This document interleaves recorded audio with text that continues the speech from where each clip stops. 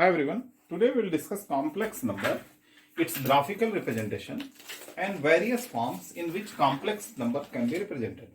So first we will see how we represent a real number. It is represented on x-axis. Like here it is 0, then 1, then 2, and so on. And similarly -1, -2, and so on. Next, imaginary number. So the convention for representing imaginary number is it is represented on y-axis. Correct? Suppose here it is 0. So this is I, this is 2i, this is 3i. Okay? Where I is under root -1. Basic primary imaginary number. A complex number is combination of these two. Complex number is combination of these two. क्योंकि complex number will contain both part. Suppose जैसे 3 plus 2i. तो here 3 is the real part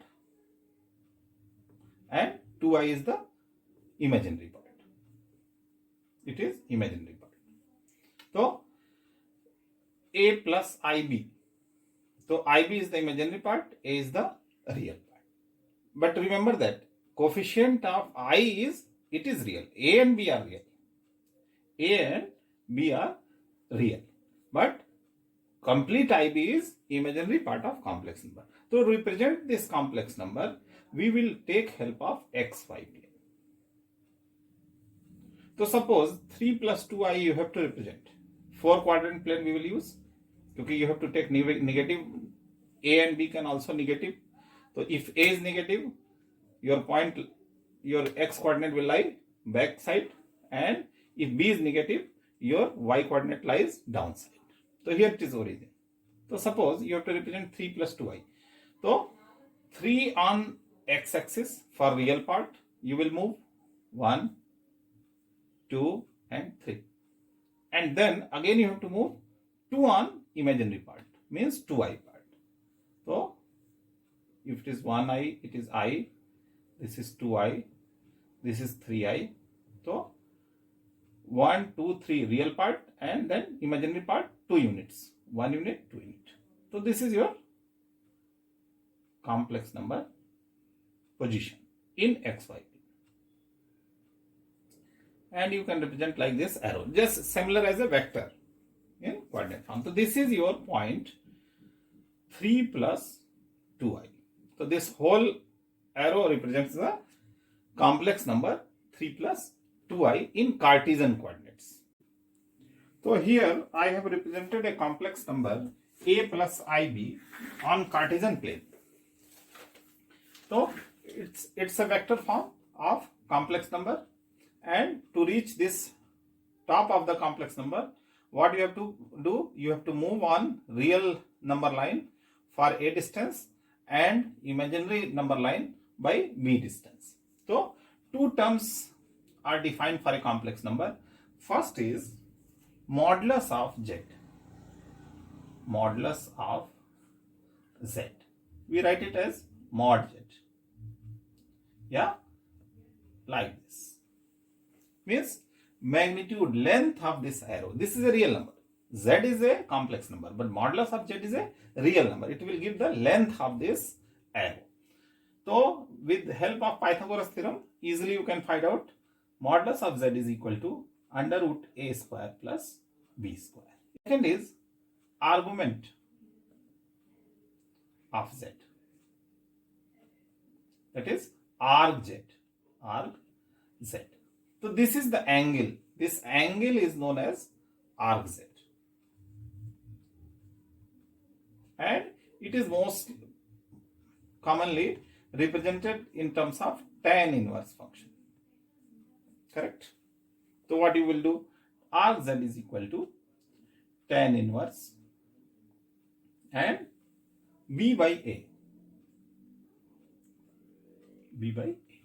So this is for first quadrant. This is for first quadrant. Acha, this complex number can lie in any of the quadrant, either in this quadrant, or here or here.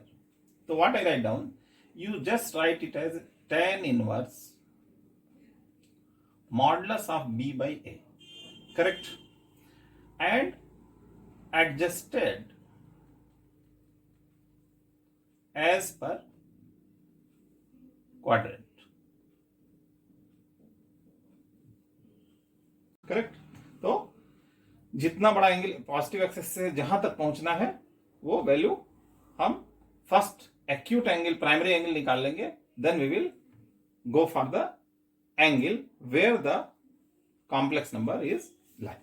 तो this is the first form, that is Cartesian form of complex number. Second is polar form. This is Cartesian form.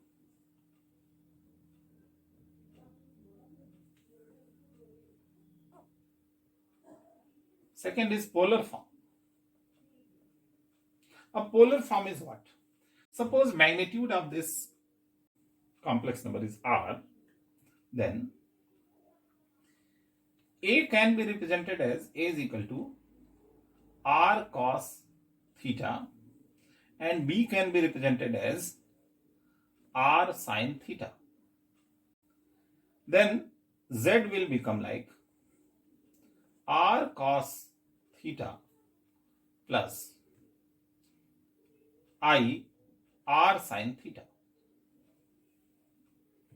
and you take r outside, this is cos theta plus I sin theta.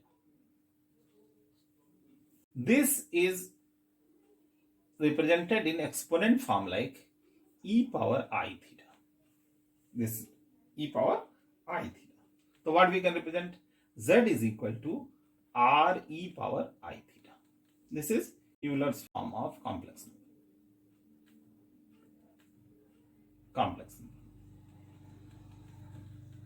Where e power I theta is equal to cos theta plus I sin theta.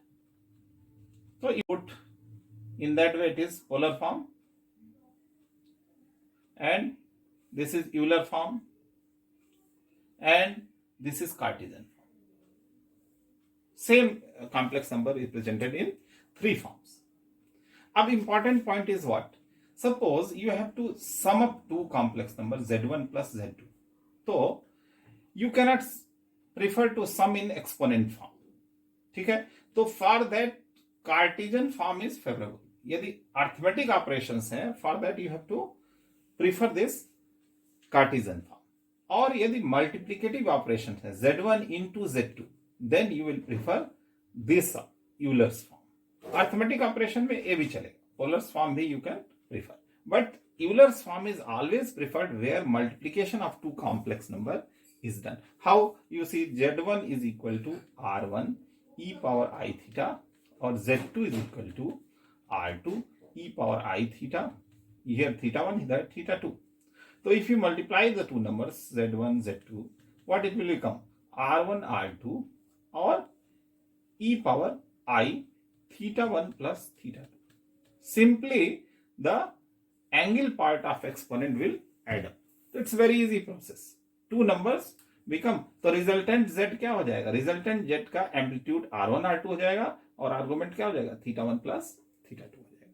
तो you can get the resultant complex number by in multiplication process by applying this Euler's theorem. अभी हम देखेंगे Cartesian form से Euler's form में कैसे convert करेंगे, या polar form में किस तरह से कॉम्प्लेक्स नंबर को बदला जा सकता है, या फिर उल्टा करना कि यूलर्स या पोलर फॉर्म से कार्टेशियन फॉर्म में कॉम्प्लेक्स नंबर को कैसे कन्वर्ट किया जा सकता है। For that we will take some examples.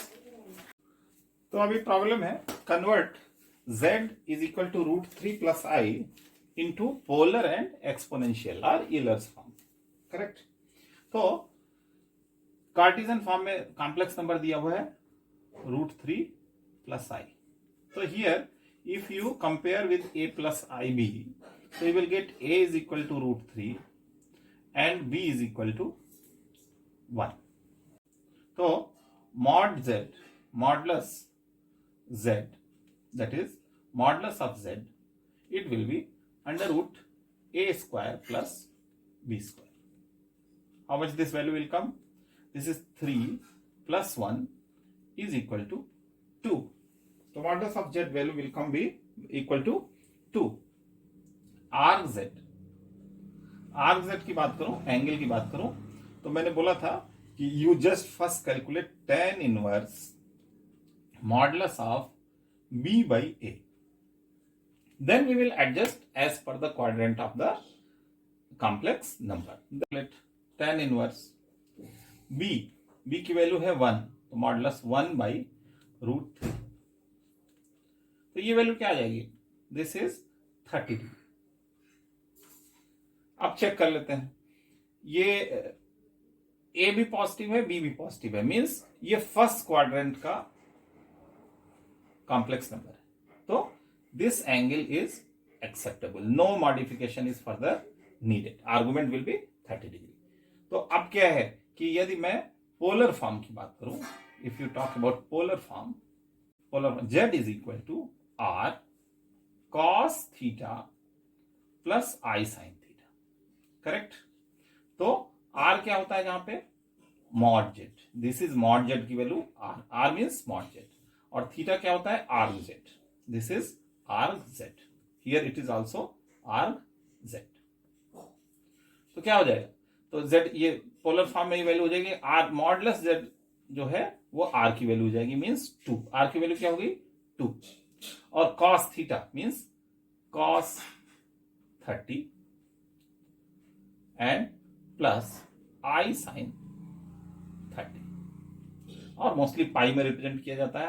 r को डिग्री में नहीं रिप्रेजेंट करते हैं, तो क्या लिख देंगे? 2 cos pi by 6 plus i sin pi by 6. अब एक्सपोनेंशियल फॉर्म की बात करें. एक्सपोनेंशियल फॉर्म जो होता है वो होता है z is equal to r e power i theta, जहां पर r क्या है? That is modulus of z और थीटा क्या है? Arc z. तो ये वैल्यू क्या हो जाएगी? r की जगह रख देंगे 2 ई पावर i और थीटा की वैल्यू कितनी है यहाँ पे? Pi by 6. I pi by 6. So this is your exponential or Euler's form. In that way, you have converted from Cartesian form to polar form and from Cartesian form to exponential form. Now one more question we will see, that it is telling convert minus 1 plus I into Euler's form. So Z is equal to minus 1 plus I. Compare with a plus ib, you will get a is equal to minus 1 and b is equal to 1. Modulus of z you will calculate, the value comes minus 1 का whole square plus 1 का square, and this value comes under root 2. Now comes arc z. We have to calculate arc z. तो मैंने क्या बताया था? First you calculate tan inverse modulus of b by a. Then we will adjust as per the quadrant. तो tan inverse modulus of b by a क्या आ जाएगा? tan inverse modulus of b by a means 1 और -1 आएगा और उसका modulus 1 हो जाएगा. tan inverse 1 value क्या आ जाएगी? 45 डिग्री r पाई बाई 4. लेकिन this is not actual argument. This is the first quadrant angle you have find out. Now you just see where it will lie. So when you see this complex number, it lies in the second quadrant. Correct? How? a की value -1 है, real axis पे -1 unit चल रहा है और फिर imaginary axis पे भी 1 एक्सिस चल रहा है. Means here this is the position for this quadrant, this complex number. तो it is lying in second quadrant. तो see the supplementary angle of this complex number. तो argument जो होगा, that argument will be, it will not equal to pi by 4 but pi minus pi by 4. अब इसी तरह से suppose third quadrant में होता तो क्या हो जाता? Pi plus pi by 4. Fourth quadrant में यदि होता तो क्या हो जाता? पाई 2 पाई माइनस पाई बाई 4. तो यहां पे pi minus pi by 4 is angle that is 3 pi by 4. 3 pi by 4 is the argument of this complex number. तो अब क्या होगा, यदि मैं पोलर फॉर्म की बात करूं, पोलर फॉर्म, तो हो जाएगा r cos theta plus i sin theta, r cos theta plus i sin theta. तो दिस इक्वल टू r की वैल्यू हो गई √2 और ये हो गया cos 3 pi by 4 plus i sin 3 pi by 4। और एक्सपोनेंशियल फॉर्म की बात करूं, ईलर्स फॉर्म की, जो पूछ रहा है क्वेश्चन में, ईलर्स फॉर्म, तो ये वैल्यू हो जाएगी √2 और means r e power i theta, r e power i theta. तो मॉडुलस ऑफ z तो r की जगह आ जाएगा और थीटा की जगह r z आ जाएगा। तो e पावर i और क्या एंगल आ जाएगा 3 पाई बाई 4। तो ये एंगल सिलेक्शन में थोड़ा सा सावधानी बरतनी है, पहले प्राइमरी एंगल निकाल लेंगे, फिर as per the quadrant we will adjust by either using pi, either using 2 pi, we will adjust the argument so that the angle should come in the respective quadrant where the complex number is lying. Correct? And further यदि reverse करना है, Euler's form से polar form में जाना है और polar form से Cartesian form में जाना है। How we can see, suppose Euler's form में कॉम्प्लेक्स नंबर दिया है 2 e power pi by 4, 2 e power pi by 4।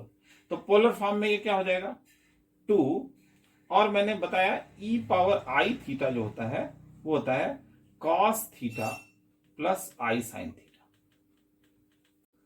तो यहां पर i थीटा की वैल्यू पाई बाई 4 है, तो e पावर आई थीटा क्या हो जाएगा cos theta, cos pi by 4 plus i sin pi by 4। तो ये बड़ा आसान है, e पावर आई थीटा को बस एक्सपेंड कर दिया, तो सीधा यूलर्स फॉर्म से पोलर फॉर्म में आ गया। और फर्दर कार्टेशियन फॉर्म में करना है तो क्या हो जाएगा, कुछ भी नहीं करना है, इसकी वैल्यू रख देनी है। cos पाई बाई 4 की वैल्यू हो जाएगी 1/√2 plus i sin pi by 4 की वैल्यू भी 1/√2 हो जाएगी। तो 1/√2 बाहर आ जाएगा और ये क्या हो जाएगा, √2 ऊपर 2 है, तो √2 1 प्लस i या √2 प्लस √2i, यही कार्टेशियन फॉर्म है z। तो this way we have seen different type of mathematical form, how we can represent like Cartesian, polar and Euler's form. तो आज के लिए वीडियो ही क्लोज करता हूं। तो यदि वीडियो पसंद आया हो तो जरूर लाइक करें और चैनल को सब्सक्राइब करें ताकि मेरा भी मोटिवेशन बना रहे। Okay, thank you very much, see you again.